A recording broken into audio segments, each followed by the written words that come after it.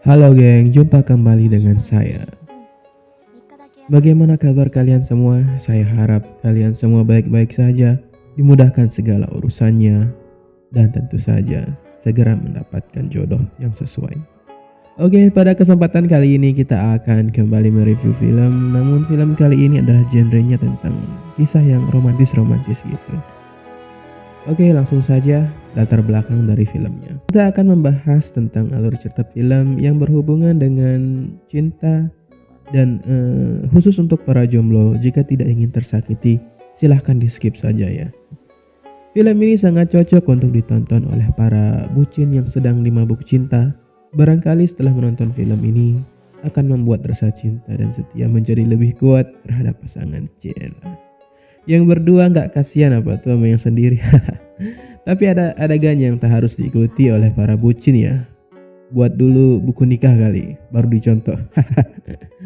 Film ini dalam bahasa Jepang adalah Koizora, atau dalam bahasa Inggris disebut Sky of Love, atau juga dalam bahasa Indonesia Cinta Angkasa. Garis besar film ini menceritakan tentang pasangan Jagger dan Cabe ya, yang sedang dimabuk cinta. Dan seakan tak ingin terpisahkan meski maut datang menjemput. Sebegitu romantisnya, jadi iri, yang jomblo diam aja ya. Namun tiba-tiba kekasihnya berubah drastis karena sesuatu dan lain hal yang menyebabkan mereka terpisah untuk sementara waktu. Ya udahlah, daripada banyak bacot, langsung aja nih alur ceritanya. Film diawali dengan sosok perempuan yang sedang berada di dalam kereta api. Di dalam kereta api tersebut, dia juga bercerita tentang masa lalunya, dan ceritanya itulah yang akan menjadi alur cerita film kita pada kesempatan ini. Film kembali ke 7 tahun yang lalu, dan di sini kita bertemu dengan pemeran utama yaitu Mika. Mika adalah seorang gadis SMA yang baru 3 bulan menginjak masa SMA. Atau mungkin ini adalah masa di mana perempuan kebanyakan akan mengenal cinta pertamanya. Di dalam kelas di sana ada Mika dan 2 orang temannya. Mereka nampak membicarakan tentang seseorang yang mereka sukai. Namun Mika tidak menunjukkan ketertarikan terhadap apa yang mereka bahas. Saat istirahat, tiba-tiba mereka bertemu dengan cowok kelas sebelah. Yang berambut putih ini adalah pemeran utamanya. Namanya adalah Hiro, dan di sebelah Hiro adalah Nozomi. Mika dan Hiro bertemu untuk pertama kali. Mungkin inilah dinamakan cinta pada pandangan pertama. Hiro terus menatap ke arah Mika seakan-akan jatuh cinta pada pandangan pertama terjadi. Suatu hari, Mika sedang mencari handphonenya yang hilang dan tak kunjung ditemukan. Kemudian temannya mencoba untuk menelponnya, namun Mika teringat bahwa handphonenya telah ketinggalan di perpustakaan. Dia begitu kaget ketika handphonenya berdering dan ternyata yang berbicara adalah seorang cowok. Dan cowok ini adalah Rahasia. Dia menyebut namanya Rahasia. Yang sebenarnya yang menelponnya adalah Hiro. Tanpa memberitahukan identitas aslinya, seperti ingin memberikan sesuatu hal yang misterius gitulah. Setiap malam Hiro menelponnya, namun Hiro tak kunjung memberitahukan identitas aslinya. Hingga tiba pada suatu waktu Mika hendak berulang tahun dan Hiro mengajaknya ketemuan di sekolah.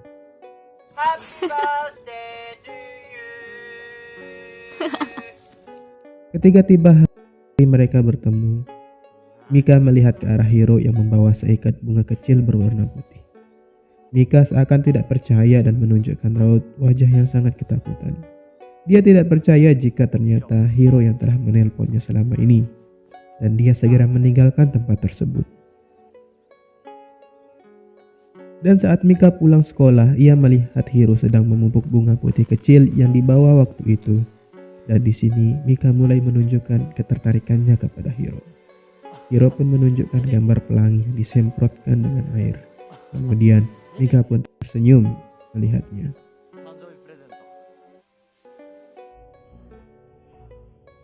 Hari telah berlalu dan hubungan mereka pun semakin dekat. Hingga sampai pada suatu waktu Hiro mengajak Mika untuk bolos sekolah dan pulang ke rumahnya. Disinilah Hiro dan Mika kebablasan dan melakukan kegiatan enak-enak ya. Tak boleh dicontoh nih ya. Sebelumnya Hiro mengatakan kepada Mika jika ia akan melakukannya dengan hati-hati. Kayak pengalaman aja lu Hiro. Ketika di jalan pulang, Mika menanyakan tentang nama Saki, yang mana Saki ini adalah mantan kekasih Hiro. Namun Mika mencoba untuk tetap percaya kepada Hiro. Di hari berikutnya mereka berjanji untuk melakukan pertemuan. Namun di sini Mika hadir terlalu awal, sehingga datanglah segerombolan orang yang menangkapnya dan membawanya ke sebuah kebun. Di sini mereka disuruh oleh mantan kekasih Hiro yaitu Saki untuk memperkosa Mika. Hiro yang telah mengetahui kekasihnya dalam bahaya segera datang dan menghampiri Mika, dan dia berjanji akan membalaskan dendamnya terhadap Saki. Sebelumnya, Hiro juga menghajar para pelaku tersebut sampai akhirnya Hiro membawa Saki ke depan hadapan Mika.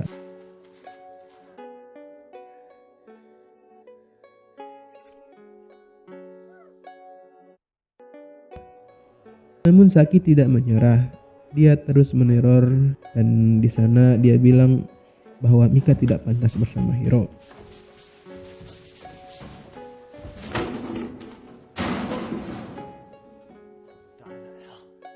Di hari berikutnya, setelah Mika melakukan pemeriksaan dan hasil dokter menunjukkan bahwa untung saja Mika tidak hamil setelah diperkosa oleh orang-orang tersebut. Hari pun berganti, Hiro kembali mengajak Mika bertemu di ruang perpustakaan. Dan kagetnya di sana, Hiro dan Mika lagi-lagi melakukan enak-enak.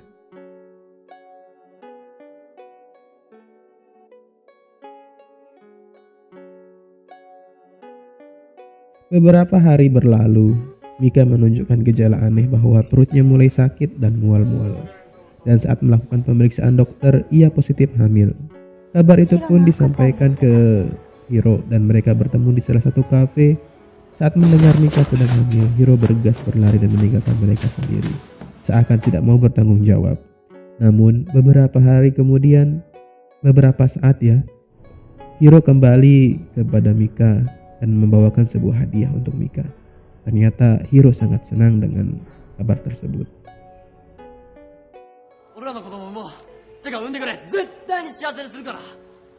Raut wajah Hiro sangat terlihat gembira dan dia akan berjanji untuk membesarkan anak mereka bersama. Hiro dan Mika pun memilih cincin tunangan dan kemudian Hiro menyampaikan kepada kedua orang tuanya bahwa dia akan menikahi Mika, dan Hiro pun mendapat restu dari kedua orang tuanya. Sampai tiba hari ketika Hiro datang ke orang tua Mika untuk melamar anaknya. Namun Hiro belum mendapatkan restu. Tetapi Hiro tidak akan menyerah dan dia terus meminta sampai dia akhirnya diberikan restu oleh orang tua Mika. Namun kejadian yang tak terduga terjadi di sekolah, di mana Saki mendorong Mika hingga ia pun terjatuh dan membuat perut Mika sakit. Dan karena hal itulah ia kehilangan bayi dalam perutnya. Hiro tidak berada dalam rumah sakit karena setelah mendengar bayinya dalam bahaya, ia segera berlari untuk berdoa.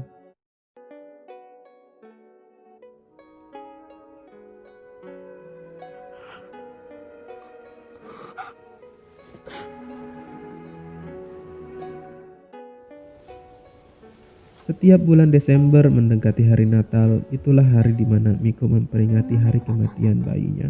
Oh ya, jadi ketika Hiro pulang dari berdoa, Mika memberitahukan bahwa bayinya sudah meninggal ya. Jadi setiap bulan Desember mendekati hari Natal, itulah hari di mana Mika dan Hiro memperingati hari kematian bayi mereka di sebuah taman bunga yang sebelumnya tempat Hiro menanam bunga putih kecil tersebut. Beberapa hari berlalu setelah kejadian tersebut, Hiro tidak pernah datang ke sekolah dan bahkan dia kelihatan seperti menjauhi Mika. Dia tidak mau bertemu dengan Mika meskipun Mika tengah menelponnya.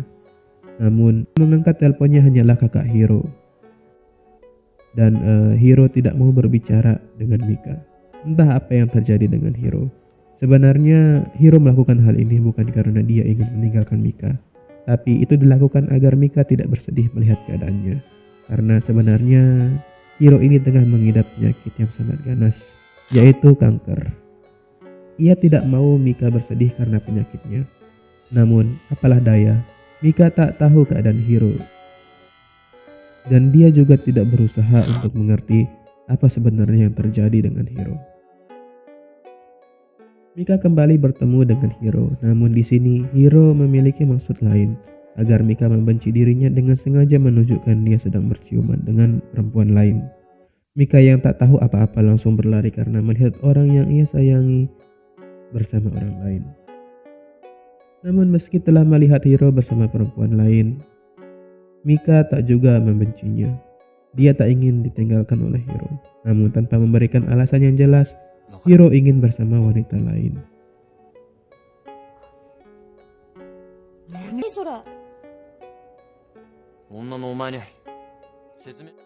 Mika yang tak mengerti maksud Hiro langsung berlari dan melemparkan cincin ke arah Hiro. Setahun telah berlalu dan Mika mulai menjalani harinya tanpa Hiro. Ketika tiba bulan Desember kedua di musim salju, Mika mengantarkan bunga untuk memperingati kematian bayi mereka. Mika pun berusaha untuk mengejar Hiro. Namun saat ia mengejar Hiro, tiba-tiba ia melihat seorang pria berdiri dan memanggilnya.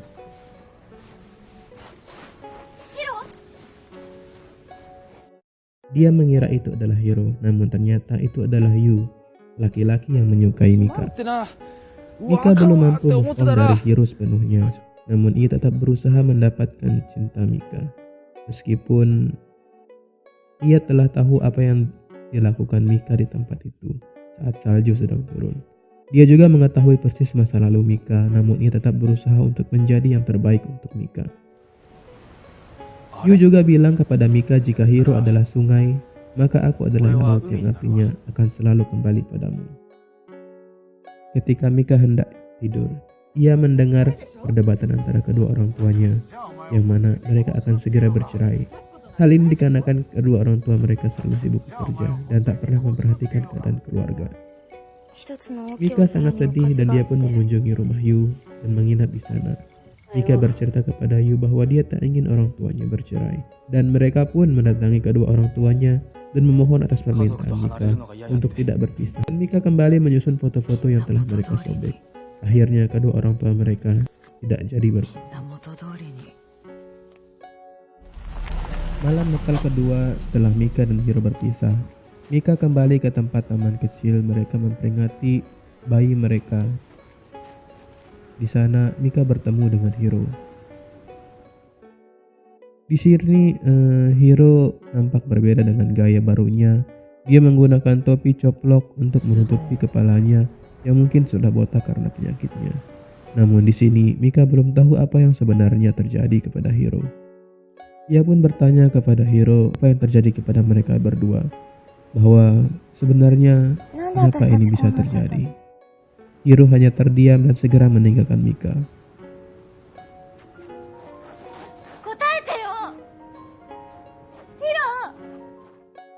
Ketika Mika hendak mengejar Hiro, ia bertemu dengan sebuah jalan bercabang, di mana jalan cabang sebelah kiri ada bekas telapak kaki Hiro dan cabang jalan di sebelah kanan. Di sana Yu telah menunggunya.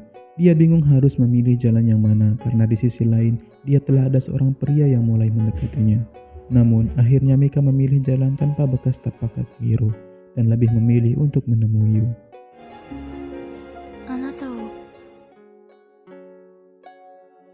Tibalah hari kelulusan.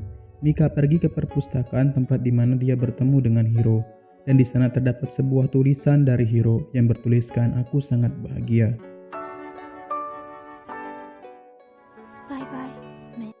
Dan Mika pun tersenyum. Malam Natal ketiga setelah perpisahan Mika dan Hiro, Yu memberikan cincin kepada Mika yang artinya Yu hendak melamar Mika. Namun, Yu di sini kemudian nampak ragu-ragu melepas Mika karena Yu berpikir mungkin Mika akan bertemu dengan Hiro di sana. Tapi kemudiannya tersadar setelah hal bodoh yang dilakukan olehnya dan dia pun meminta maaf.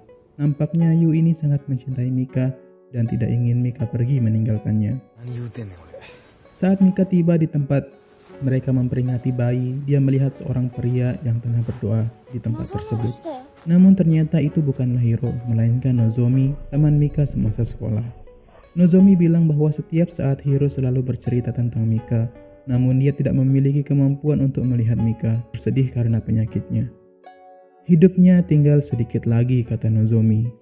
Hiro tidak mau karena penyakitnya Mika menjadi sangat sedih dan menderita, dan dia lebih memilih untuk meninggalkan Mika secara perlahan. Mendengar perkataan Nozomi bahwa Hiro akan segera meninggal, Mika pun seakan tak percaya.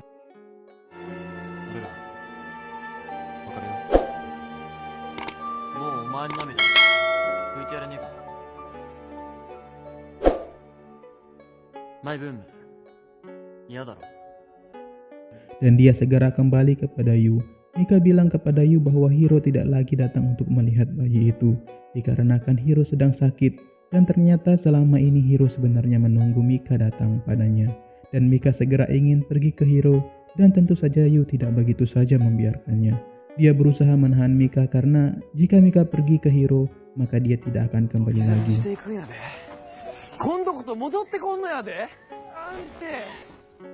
Tanpa sengaja, Mika menjatuhkan cincin tunangan mereka dan Yu berkata, "Sudahlah, tidak usah kamu ambil lagi. Aku adalah laki bodoh yang tidak membiarkan wanita yang dia sayangi untuk bahagia." Dan Mika pun pergi menemui Hiro yang sedang terbaring karena penyakitnya. Saat sampai di sana, ia melihat Hiro sedang terbaring lemah dan Mika melihat Hiro masih menggunakan cincin yang mereka beli bersama. Yang artinya selama ini Hiro memang masih menunggu Mika setelah 3 Natal berlalu. Mika yang melihat hal tersebut sekilas meneteskan air matanya.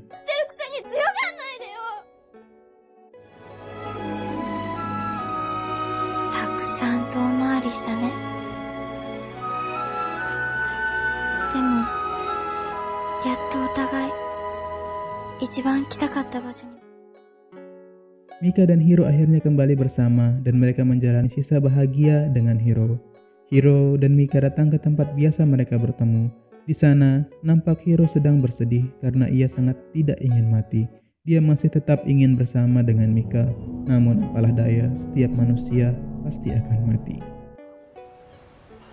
Mika, 3人で祝いたかったな。今の俺の夢、ミカと俺ら。Akhirnya tibalah waktu pemeriksaan terhadap penyakit Hiro. Dia di sana bersama Mika dan nampak Hiro memfoto Mika dari belakang tanpa sepengetahuannya, dan Hiro meminta agar Mika untuk mencetaknya. Kemudian suster membawa pergi Hiro untuk melakukan pemeriksaan. Jangan Mika. Saat Mika telah selesai mencetak foto, dia mendapat video call dari keluarga Hiro bahwa Hiro tidak akan bisa bertahan lama lagi. Dan mendengar hal tersebut, Mika pun segera berlari sampai dia terjatuh. Dan ternyata saat dia melihat hasil foto yang diminta Hiro untuk dicetak, semuanya adalah foto dari Mika yang diambil saat di ruang rumah sakit.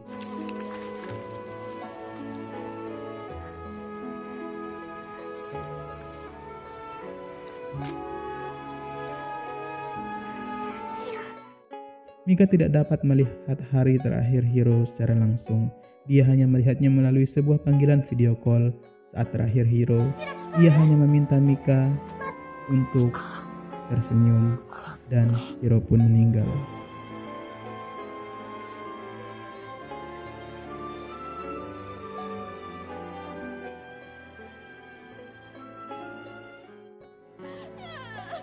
Setelah kematian Hiro, Mika tampak hanya berdiam di kamar dan kemudian ibunya datang mengantarkan sebuah buku.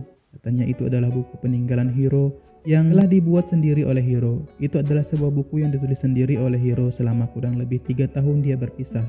Namun Mika tidak memiliki keberanian untuk mampu membaca buku tersebut. Sampai pada suatu waktu ia berjalan ke taman tempat biasa mereka bertemu. Namun Mika nampak sangat sedih sehingga dia ingin mengakhiri nyawanya sendiri. Dan saat dia hendak melompat, tiba-tiba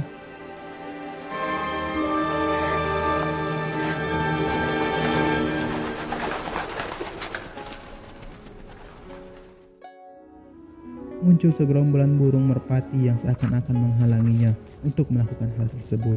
Dan saat Mika terjatuh, buku tersebut terbuka dan di dalam buku tersebut hanyalah bertuliskan tentang Mika. Dan ternyata selama kurang lebih 3 tahun setelah Hiro meninggalkan Mika, ia tetap menulis buku tentang Mika. dan cerita dari Mika pun selesai.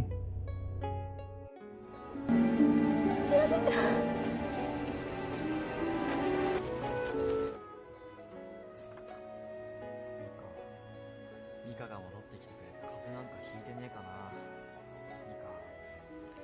ミカの目が腫れてたらもう話して。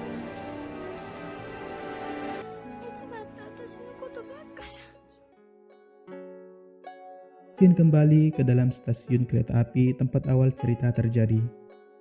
Ternyata di sana Mika tidak mengunjungi Yu, tetapi dia mengunjungi keluarganya, orang tuanya, dan saudaranya. Yang artinya Mika tidak jadi menikah dengan Yu karena dia merasa bahwa Hiro lah cinta pertama dan terakhir baginya. Dan Mika pun berjanji kepada dirinya dan juga kepada Hiro, ia akan tetap melanjutkan hidup dan tetap mencintai langit bersama Hiro. Sekian.